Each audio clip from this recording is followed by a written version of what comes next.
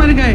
अच्छे खासे सेहतमंद थे, कोई जिम कर रहा था, कोई दौड़ लगा रहा है, कोई 40 साल का।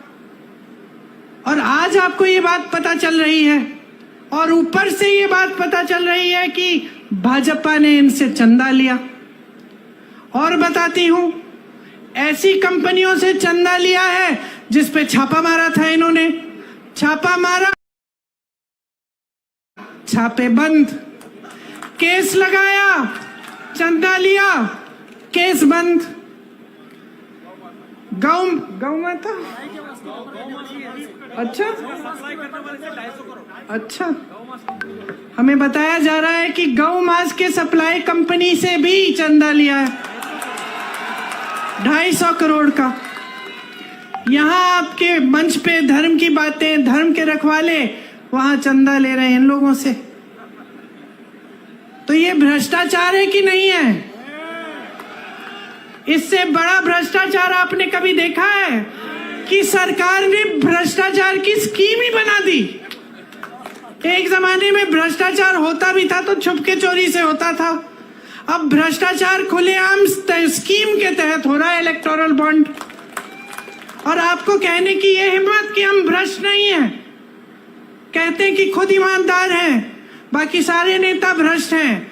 किसी को जेल में डाल दिया है, किसी मुख्यमंत्री को, किसी और को जेल में डाल दिया है, किसी पार्टी का, जैसे कांग्रेस पार्टी के खाते बंद करा दिए चुनाव से पहले कि इनको चुनाव के लिए कोई सुविधा नहीं मिलनी चाहिए।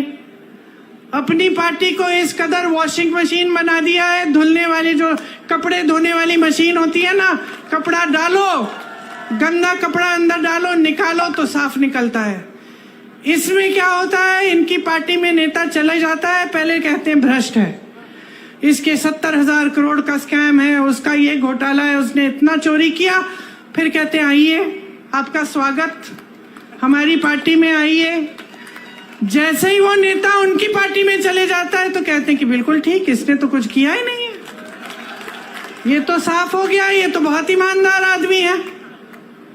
तो ये चल रही है राजनीति देश में आज ये कहते हैं कि किसी ने आरोप नहीं लगाया, लो मैं लगा देती हूं आरोप। देखिए, ये एक स्कीम लाए मोदी जी खुद। स्कीम का नाम था इलेक्टोरल बॉन्ड। इलेक्टोरल बॉन्ड की स्कीम ये थी, देखो कैसी स्कीम, कि जो भी किसी राजनीतिक दल को चंदा देगा उसका नाम गुप्त रहेगा, किसी को पता नहीं चलना चाहिए कि अडानी जी ने कितना दिया, अंबानी जी ने कितना दिया और किसी और ने क्या दिया। ये थी स्कीम। खूब चंदा लिए, अपनी पार्टी को तो दुनिया की सबसे अमीर पार्टी बना दिए, 60,000 करोड़ खर्च भी दिए अपनी पार्टी पे। अब किसी ने केस डाल दिया तो सुप्रीम कोर्ट में केस आया, न्यायाधीशों ने देखा, कहा ये तो बड़ी गलत स्कीम है। राजनीतिक दल जनता की सेवा का काम करता है, उसे जो चंदा देता है उसका नाम तो पारदर्शी होना चाहिए, जनता को मालूम होना चाहिए कि भाई इन्होंने इतना दिया, इन्होंने इतना दिया और किसको दिया। अब मोदी जी की सरकार ने सबसे पहले तो बोला कि भाई हमें सूची ही नहीं मिल रही, बहुत मुश्किल है निकालना, अभी चुनाव के समय नहीं निकलेगी। फिर डांट लगी न्यायाधीशों से, निकली सूची, और सूची में क्या नहीं निकला, किस किस से चंदा लिया। गुजरात में जो पुल गिरा था उसके बनाने वाले से चंदा लिया। आपको वैक्सीन लगी थी, टीका लगा था कोविड का, हाथ उठाओ किस किस को लगा।